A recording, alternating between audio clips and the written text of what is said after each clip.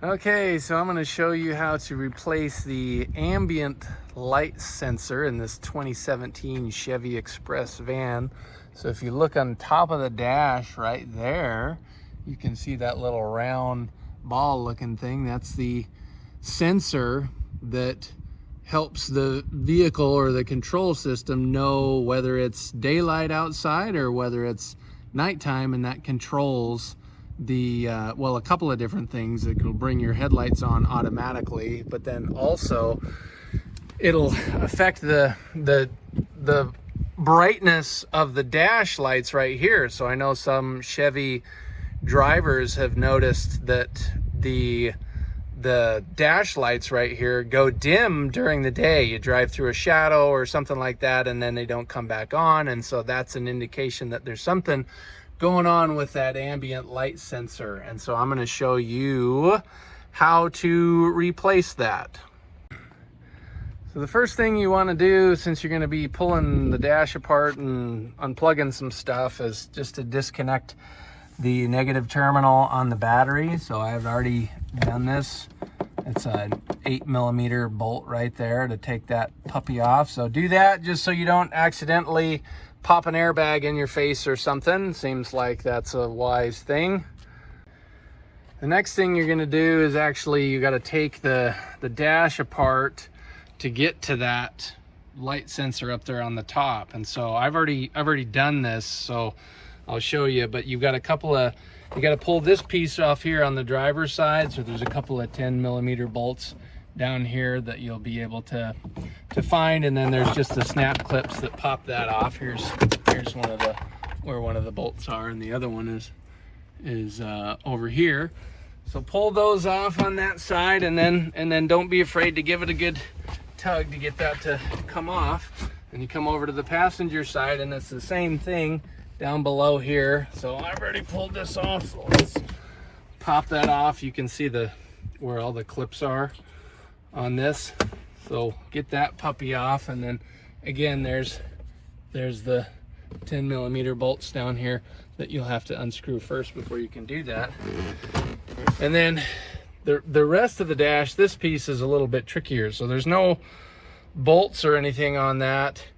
You just gotta, like, there's different trim pry tools and things, but yeah, I mean, you can use like a little hook tool, or I used a flathead screwdriver, actually a paint can opener, a paint key. You know, I've seen those. I don't have it in the van right now, but that was helpful. Or even like what those tools are, a sheetrock knife, like a mudding knife that have a flat edge. You could use that, and then you just put that up here on the edge right here, and then kind of pry and then pull, and then all around it, and eventually get these clips to come loose. You can see all the places where there's clips in here.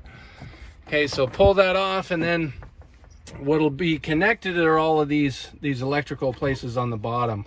All right, so I had to work to pull these out. I was able to unclip all of these, and then here's the airbag. In some other videos I watched, people unhook that. I didn't really want to mess with that, because once you get this pulled off enough, then you can actually get to where you need without taking the whole thing apart, taking this whole piece. Some people, they'd pull the shifter down, and then they'd pull this off, and that was just too much work for what you need to do to get to where you can get your hands in here. So this top dash piece, you can see I've kind of lifted this up, but there were actually two bolts, one right here and one over here. These were smaller. These were 7mm.